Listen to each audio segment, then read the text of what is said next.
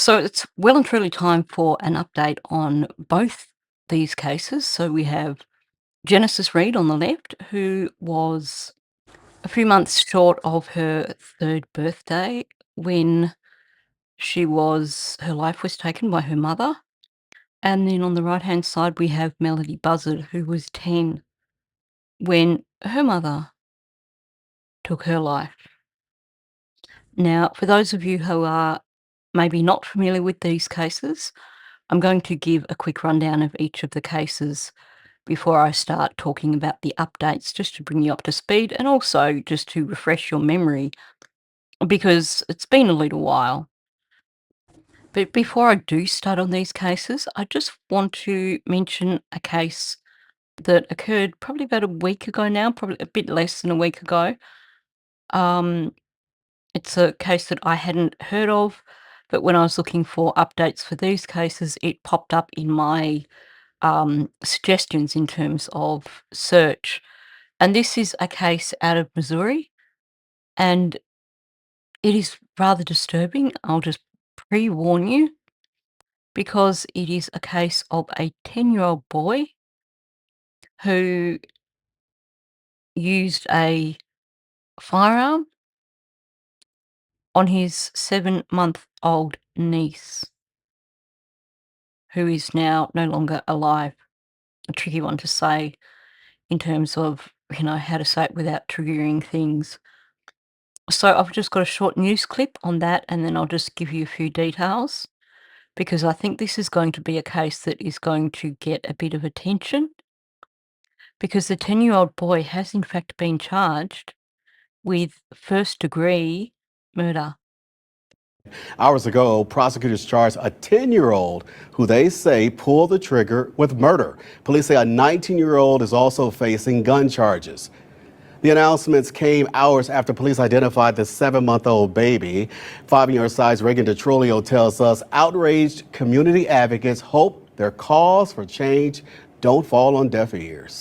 This is a very sad and unfortunate incident. This is a 7-month-old baby that just never got to even begin to live life. 7-month-old girl Kiyomi Parker died after being shot at a home here on North Broadway Friday afternoon around 4 p.m. Two people, a 10-year-old boy and a 19-year-old man, were taken into custody. Now, like I said, I'll definitely keep you updated on this case. I will probably do an additional video on this tomorrow after I've had a chance to research it a little bit more. But the situation, I'm not going to worry about reading through an article, but from just going through, gleaning what information I could, it appears that the 19-year-old that's been arrested is the father of this beautiful little girl. His name, and please excuse me if I pronounce it wrong, it is Kamarian Pornell. So that is the father of this little girl. He's 19. Now, I don't know if he's the brother of the 10-year-old or if his partner is the brother of the 10-year-old. But it was his gun, essentially. So I'll come back to that in a moment. So he is facing charges, and I'll go through his charges also shortly. So the 10-year-old boy, who obviously hasn't been named, has been charged with first-degree murder because he shot his niece in the head. There was also another 7-year-old child in the home at the time, so that poor child's gonna be traumatized, like, forever. He told police that the firearm was stored under a mattress and that he had ready access to it, and this had been a long-term thing. To quote them, they're saying that he said it was accessible to him for an extended period of time. Now, Pornell, the father of the baby, has admitted that the gun belonged to him and that he stored it under the mattress. So he's been charged with second-degree murder He's also had multiple child endangerment charges thrown at him, including endangering a child by allowing a firearm to be within access of other children. The information so far is that the 10-year-old is in the custody of the Missouri Children's Division, and he's also been taken in for a psychological evaluation. Now, because he's under 12, he can't be tried as an adult, which, for a 10-year-old, yes, you would expect that.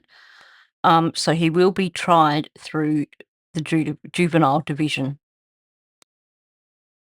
I just want to point out that when we look at the case from the UK, so that's the James Bulger case. You may not have heard of it, or you may have, depending on, I think most people have heard of it, but I guess these days it hasn't been spoken a lot about. So James Bulger was a little toddler who was abducted from a shopping centre by two 10-year-old boys, Robert Thompson and John Venables. And they took him over to some train lines. They tortured him and then they took his life. There was clear intent, there was clear premeditation, and there was certainly malice in that act, and that was 10-year-olds. So while the first thought when you hear of a case like this is to go, well, the kid didn't know what he was doing, it may not be the case. Clearly, there was enough intent for him to get that weapon and to fire it and to actually aim it at his own niece, at this beautiful little soul. So, rest in peace, little Kiyomi. It's a heartbreaking story to hear. And my heart goes out to her family, her mother, and the 7-year-old that was in the house as well. Okay, so let's talk about Melodee. And I said the wrong age earlier. Melodee was actually only 9 when this occurred. She was found in Utah in early December after having been left there by her mother, who was also responsible for her death. So just a quick timeline, just to bring you up to speed. So Melodee lived with her mother, Ashlee Buzzard. Her father had died in a motorbike accident several years earlier, so he wasn't around. His family very much loved Melodee and would have loved to have been a bigger part of her life, but Ashlee basically cut them off. So they really weren't getting a chance to see Melodee. Not only that, but she had her further isolated by having her attend school remotely. In other words, Melodee was schooled at home. So she led a very isolated life. Now, I do have a Melodee Buzzard playlist if you wanted to go through the earlier videos and bring yourself up to speed with all the ins and outs of the case. But Ashlee hadn't had custody of Melodee for Melodee's whole life. I just want to point that out. She has mental health issues, and she has an older daughter, I believe, who was basically taken from her custody long, long ago. So it seems like she was really never fit to be a mother, but somehow poor little Melodee ended up back in her care. So I'm going to give you a Cliff Notes version of the timeline because I think that will give you a clearer picture of the case if you are not familiar. And for everyone else, it will give you just a bit of a reminder. So we have October the 7th of last year. Melodee and Ashlee left on a road trip. They left from Lompoc, California, and drove all the way to Nebraska. Ashlee rented a car, and I'll come back to that. So there is surveillance footage from a car rental business in the Santa Barbara area, which shows Ashlee and Melodee going into the car rental office. And the thing that stood out was that both of them were wearing wigs, and Melodee had a hoodie up over her head. So clearly, for some reason, Ashlee didn't want people to recognise either of them going into that rental car office. Not only that, but the following day, so on the 8th of October, Ashlee removed the license plate from the Chevy that she was driving. So it was a 2024 Chevrolet Malibu, and it had a California license plate. But the day after heading out onto the road trip, she removed that California license plate and replaced it with a New York license plate. So that was the day after they headed out. Now, they did reach Nebraska and doubled back at one point in time. The last verified sighting of Melodee was on the 9th of October, so 2 days after they set out on that road trip, and that was on the Colorado-Utah border. The day after, so you can tell Ashlee covered a lot of ground in a short period of time, because the 10th of October, Ashlee returned to Lompoc without Melodee. She returned the rental car, which was back to wearing California license plates.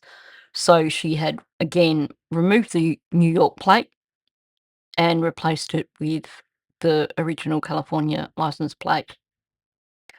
Now, on the 14th of October, an investigation was started into Melodee's disappearance. Now, this wasn't prompted by Ashlee. This was prompted by a school district administrator who had basically reported Melodee's extended absence, because Melodee had been homeschooled for at least the last few years leading up to when she went missing. And in August, so a few months prior to her disappearance, um, Melodee and Ashlee had attended the Mission Valley Independent School, where Melodee was enrolled for their independent study program, basically meaning she was enrolled to study from home, but with that school basically being responsible for her education. Now, there are protocols to be followed when a child is studying or enrolled in that way. And because that she had failed to pick up any assignments or, submit any assignments, those protocols were followed, meaning that she was reported as being absent. They had originally tried to make contact with Ashlee. They had originally tried to, get eyes on Melodee and got nowhere with Ashlee, so they reported it to the local police. So on the 15th of October was when they did the first search of Ashlee's home. We don't know if anything was found at that point in time, but there was an initial search of her home on the 15th of October, trying to find out what's happened, where Melodee is. The 30th of October, having got hold of all the CCTV footage, having found out what her route had been, the whole trip out to Nebraska and back, they did another search of her residence, and they also searched a storage unit, and they searched the Chevy that she'd rented. In the residence, they found an expended cartridge case. And then also discarded in the Chevy, they found a round of similar ammo that was basically unspent. So that became significant after Melodee was found. If you're familiar with the case, you know where I'm going with this. Now, there was this whole incident in November with some guy called Tyler Brewer, who apparently went to her home. Went there because he said he was going to help her out. He made claims of essentially her preventing him from leaving. He claimed that she pulled out a box cutter, and so she was actually arrested on the 7th of November for false imprisonment. That got thrown out of court because when the judge listened to the audio, it became somewhat evident that the claims made by this guy actually didn't quite add up, didn't quite match with the audio that had been recorded, which he didn't know had been recorded. So then we fast forward to the 6th of December, and a couple, a man and a woman, were in the rural area of Wayne County in Utah, and they stopped to take photos. And they came across Melodee's remains. Now, as you can imagine, with her having been there for 2 months, it could not have been a pleasant experience for them. So, on the 8th of December, the Wayne County's sheriff officials basically contacted the Santa Barbara County Sheriff's Office, saying that they had these unidentified remains and that the victim had a gunshot wound to the head. In terms of identification, that was done via DNA in an FBI crime lab, where they basically linked the DNA of the victim to familial DNA of Ashlee Buzzard. Now, clearly after that, after her arrest, they would have also collected DNA from her, but they basically linked the DNA of the victim they'd found to family of Ashlee Buzzard, basically confirming that it was Melodee. So that was on the 22nd of December. The following day, on the 23rd, Ashlee was arrested. Now, before then, still the FBI lab, I believe, they had found cartridges at the scene in Utah, and on the 17th of December, they actually made the link between those cartridges and what had been collected from Ashlee's home and from the vehicle.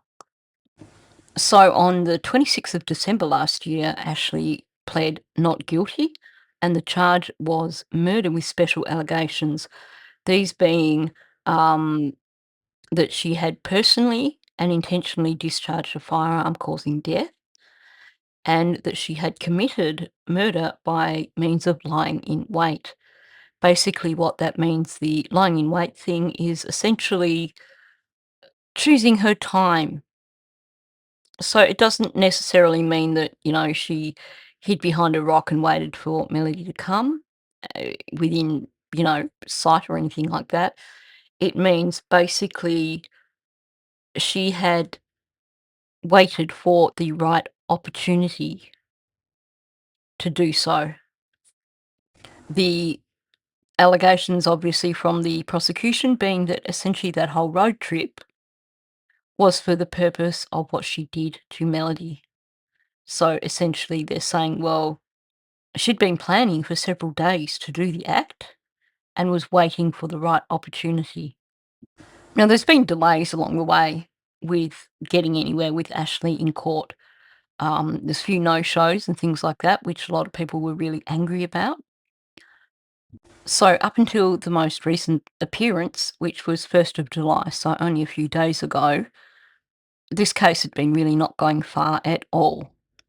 What I've got is actually 2 news clips. One is from a little while back. I think it was from around April or May, and I just didn't get around to covering it. It was also, there was not a lot to talk about, so I kind of just kept putting it off and putting it off. But so I'm going to address that first and then talk about the outcome of her 1st of July appearance. Hearing for the Vandenberg Village mother who has been accused of the murder of her daughter has been postponed. Ashlee Buzzard did not appear at the Lompoc Courthouse for her motion hearing today because she was sick. The hearing has been moved to next week. Buzzard is being charged with killing her 9-year-old daughter Melodee Buzzard last fall.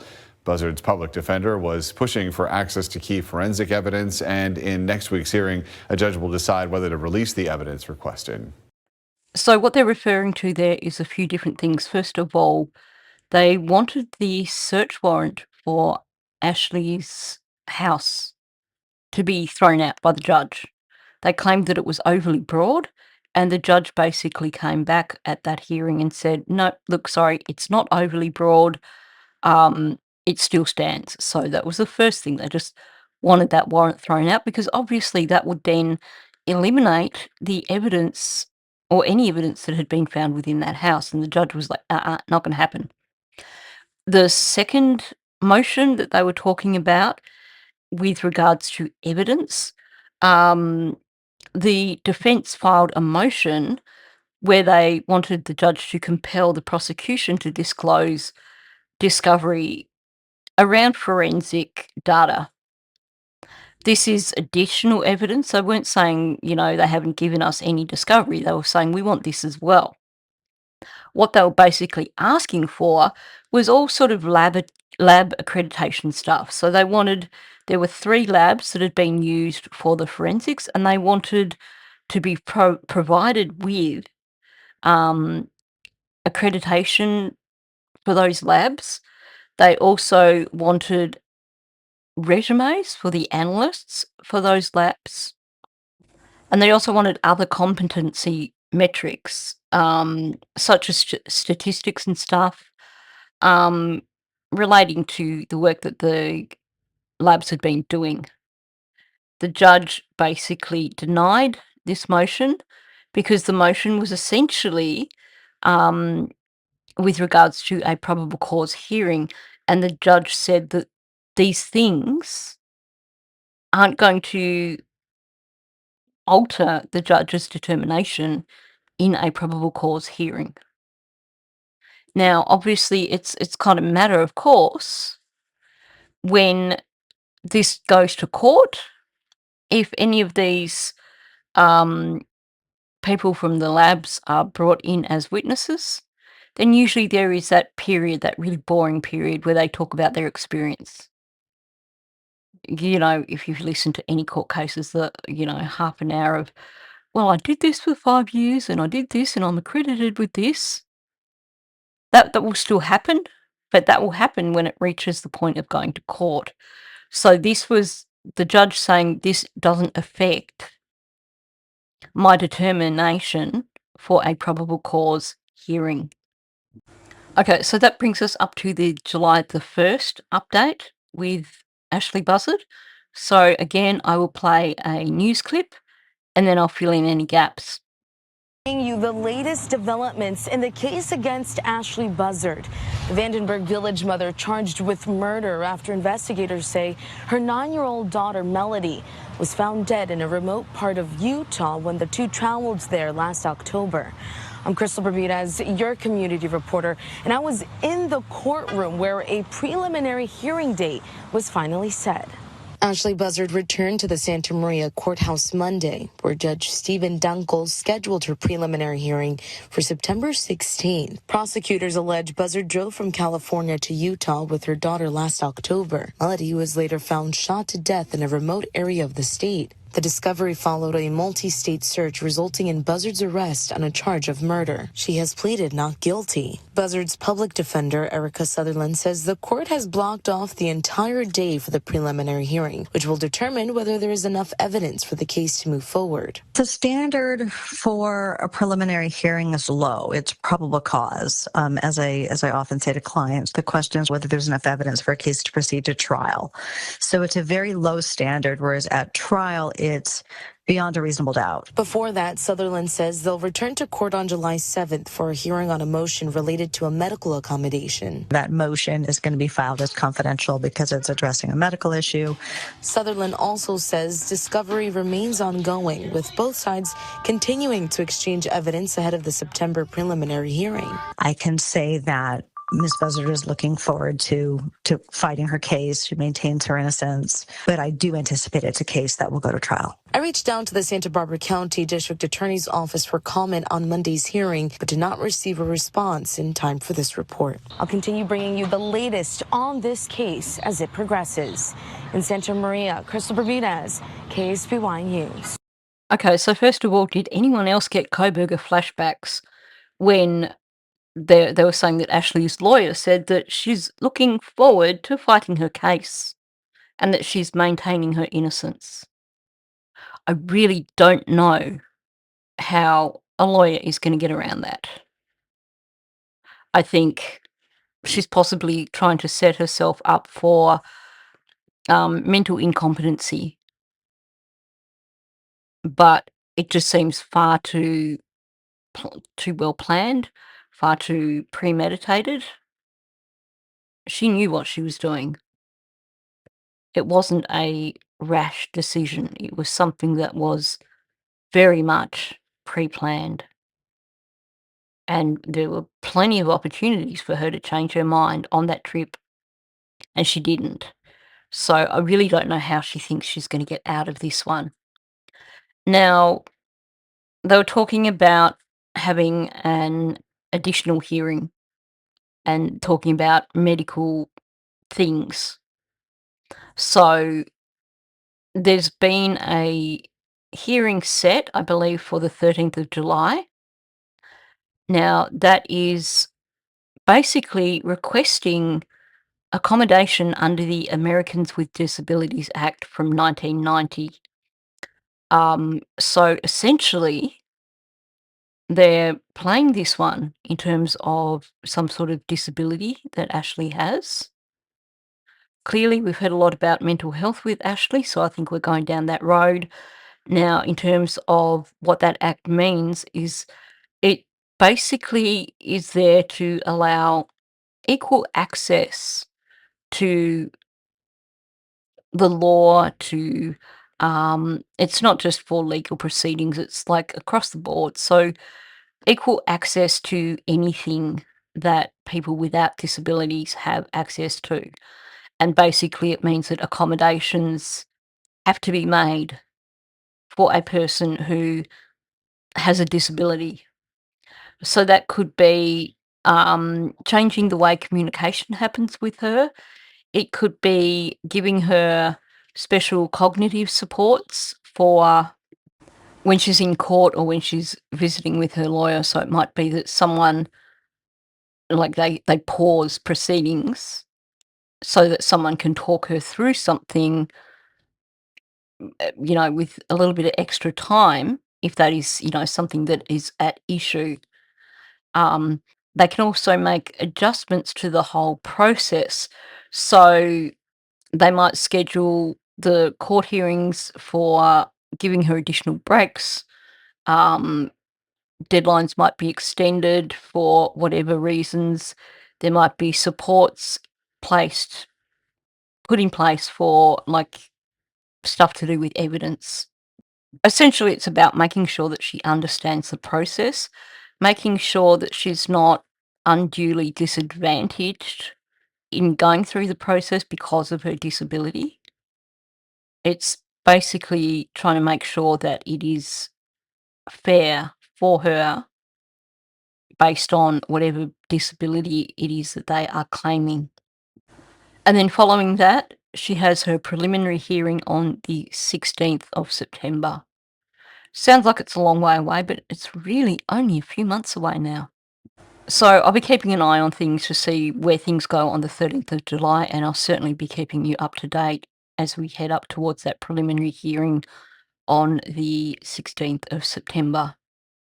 That said, we're also getting close. I think next month is the beginning of the trial for Sarah Grace Patrick, so I will be bringing you up to date with that as well.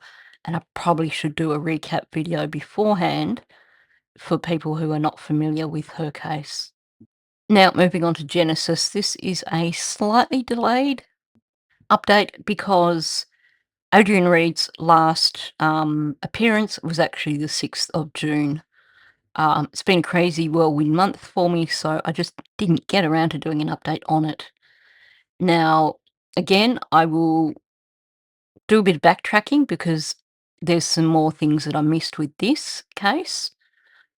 Seems like we've had a lot happening in this early part of the year, which has basically meant that I've been struggling to keep up with these other cases that at this point in time are really about just keeping up to date with where things are headed. So before I get into that, I'm just going to give people a brief outline of the case for anyone who's not familiar with it or for anyone who may have forgotten some of the details. So this is from Alabama. This is from a place called Enterprise in Alabama. Now,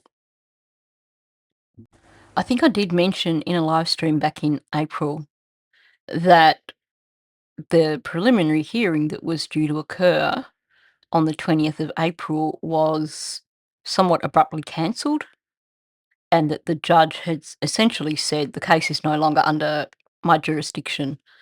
So that's in the district court. That basically was signifying the fact that there had been a grand jury indictment made, so the case has now moved to the Coffee County Circuit Court. So that's where we left at with that back in April. So we have Adrienne Reid, who is the mother of little Genesis. Genesis was 2 when she went missing. And Adrienne is on charges of capital murder, abuse of a corpse, providing false information to police. And in more recent times, probably after the grand jury indictment, the prosecution has said that they will be seeking the death penalty for Adrienne Reid. So just a quick recap of Genesis's case. So she was reported missing mid-February. I believe it was around about the 16th of February that her mother reported her, Adrienne Reid, reported her missing, claiming that she'd woken up and she went to check on her around 3 a.m. in the morning and discovered that the door to the apartment was left open, and that on top of that, Genesis was just missing. Now, that was nowhere near what the actual situation was. She had actually disposed of Genesis's remains probably about 6 weeks prior to that. She lied during the investigation. She told police that, well, presumably she told police that some person called Mariah might have had Genesis. So in the first 24 hours, they were putting out a call out. They wanted this Mariah person to come forward and speak to police because they thought that she might have information on the case. Turns out that was just a big BS story from Adrienne trying to deflect. But they pretty much had proof straight out of what she did because they found video evidence which showed her pulling a duffel bag that was on wheels, taking it to a dumpster at the apartments, and basically they believed that Genesis's remains were in that duffel bag. The dumpster was collected the day after the duffel bag was put in there. And they've been searching the Coffee County landfill area for quite some time now to try and locate Genesis's remains. I will come back to that shortly. So they actually made the announcement on what would have been Genesis's 3rd birthday that they had basically arrested Adrienne Reid for the death of Genesis. So I'm going to backtrack now and just go through a timeline for you. So we had the 16th of February, which is when she was reported missing. The claim being that she went to check on her at 3 o'clock in the morning, as you do, and found that she was missing, she was not home, and the door was open. They actually arrested her the following day, so it didn't take them long. But they only arrested her at that point in time for false reporting. What we found out later was that the father had last seen Genesis on Christmas Day, She'd been with family that day. Adrienne had picked her up, taken her back to the apartments, and it seems that that same day she killed her. The father had been trying to see his daughter since Christmas, and apparently Adrienne just kept making excuses and not allowing him access. The locals, now this is a classic situation of a community that jumped in straight away when it was said that this child was missing, and they basically said, "We've not seen her for weeks." Now, obviously, this is a situation where ideally they probably should have mentioned that they hadn't seen her long before it came to the point of this situation of the mother reporting her missing 6 weeks after she'd been gone. But you have to understand this sort of community, they're probably not very trusting of law enforcement. They had put a bolo out for this fictional woman, Mariah. Some other woman called Mariah basically got accosted and harassed by people thinking that she was responsible for Genesis's appearance. Turned out that this fictional Mariah never existed. You had witnesses, neighbours basically, who claimed that they had seen her removing evidence from the apartment over the period of time that since December, between December and when she was finally reported missing. So the footage of the duffel bag is from 11:30 p.m. on Christmas Day. And then they also have surveillance from 2 days later of her putting various toys and other items that belong to Genesis into the same dumpster. Now, in terms of records and things, when it comes to the landfill where the duffel bag was taken, their records are phenomenal in terms of they could pinpoint the location where that duffel bag finally ended up down to a search area of roughly 200 feet by 100 feet. So a small search area. They pinpointed that's where it ended up. But they said that the debris is probably about 8 to 10 feet deep. So massive, massive task. They have not found her. The problem is, so the dumpster was picked up on December the 26th, so the day after she was put in the dumpster. And this is one of those sad things that makes me think it's possible they may never find Genesis's remains, because the dumpster trucks actually compact the rubbish when it's put into the truck. So the rubbish from the dumpster, when it went into the truck, was compacted. Then it was taken to a distribution facility where it was compacted again. And then at the landfill area, it was processed with bulldozers and a compacting machine. So we're talking about a little girl that was barely 3. So it's not a good outcome. It's possible that they may not find her remains. Now, apparently, they have 5 terabytes of digital physical evidence. So this case, they have a massive amount of evidence. Sounds like they have a rock solid case. This is probably part of the reason why they are so confidently saying that they are going to seek the death penalty. Anyway, I've got a few short news clips about this case, and then I'll wrap it up with anything that's been missed.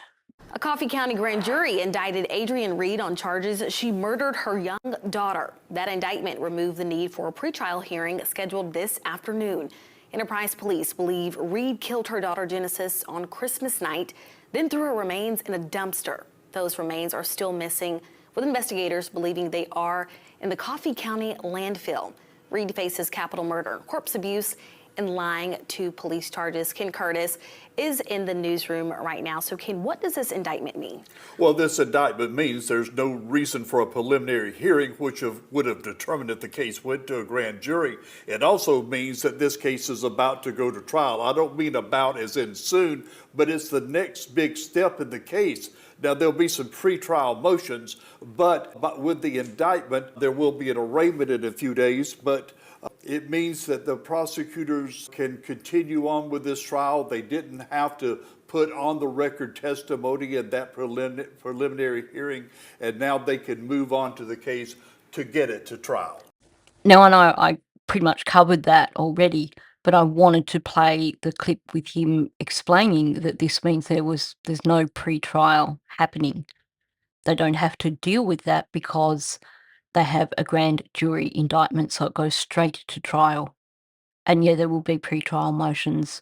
Now I'll play the next clip, which is slightly shorter, and this is the most recent update. The Enterprise mother accused in her toddler's presumed death is asking for a speedy trial.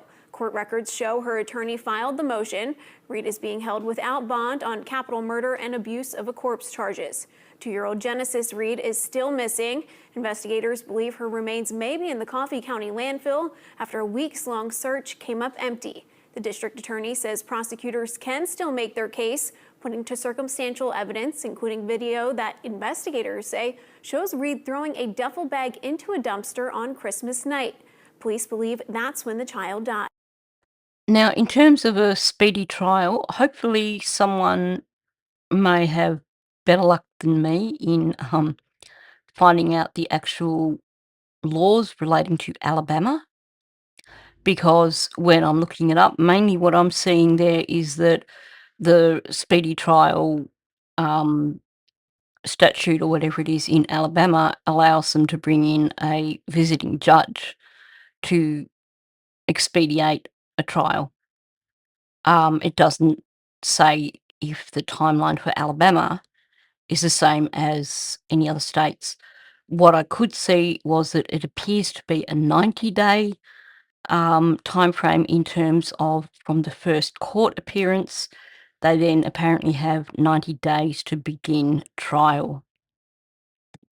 So in terms of what that looks like with this case, I guess we will find out soon, because as yet there's no date being set, but no doubt we will be hearing soon of a date when trial starts for justice for little Genesis. So we have Ashlee Buzzard in pre-trial in September 16th, but before then we'll have that motions hearing, which I'll give you an update on. Genesis, we don't know any dates yet. Now, in terms of additional details, I have tried very hard to access the court websites to get hold of documents for these cases. I'm blocked because I'm not in America. Even if I use my VPN and try and switch my VPN to America, I still can't get in. I still can't access courthouse files. So I have to rely on the media, essentially. I have had people try to help me, but essentially, at the end of the day, people have got lives. I don't want to be pestering people for help over something that no doubt will be brought up to speed with anyway, thanks to the media. So I will actually let you know, once I know myself, what these allowances are that are being requested by Ashlee Buzzard in this next hearing, when she's basically asking for allowances under the Disability Act. And like I said, I'll also give you some more information on this case with the 10-year-old when I can find out some more information there, because I think that's going to be a very interesting case to watch because of the judiciary issues when it comes to charging a 10-year-old. Anyway, that's all I've got for you tonight. So thanks for listening. Thanks for coming in. If you haven't hit the like button, please do so. That helps me out immensely.